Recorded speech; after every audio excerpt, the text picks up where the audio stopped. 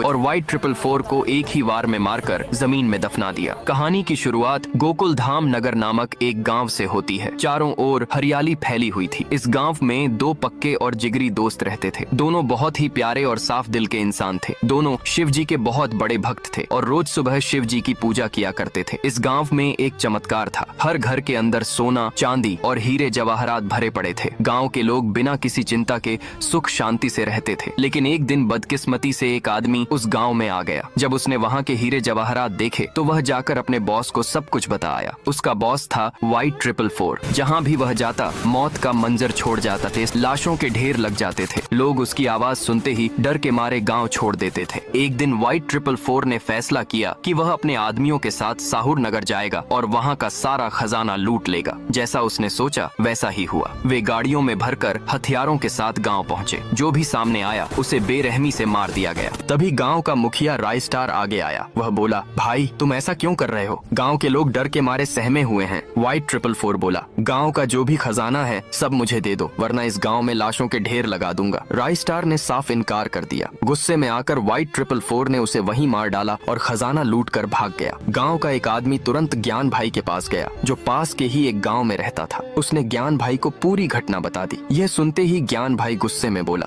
बहुत दिन हम चुप रहे, अब बच्चे हमारे सामने डॉन बनने लगे हैं। बिना देरी किए ज्ञान भाई व्हाइट 444 के अड्डे पर पहुंच गया। चारों ओर उसके गुंडे खड़े थे, लेकिन ज्ञान भाई कोई आम इंसान नहीं था। वह एक लेजेंड था। उसने ललकारते हुए कहा, आज तुझे कुत्ते की मौत मारूंगा। तेरी हिम्मत कैसे हुई मेरे भाई जैसे दोस्त पर हाथ लगाने की? तभी व्हाइट 444 ने एक ही वार में ज्ञान भाई को जमीन पर गिरा दिया और घमंड से बोला, जो मुझसे टकराएगा वह चूर चूर हो जाएगा। यह सुनते ही ज्ञान भाई ने पूरे मन से शिव जी को याद किया। तभी शिव जी धरती फाड़कर प्रकट हुए और व्हाइट 444 को एक ही वार में मारकर जमीन में दफना दिया। अगर आप शिव जी के सच्चे भक्त हो तो वीडियो को लाइक और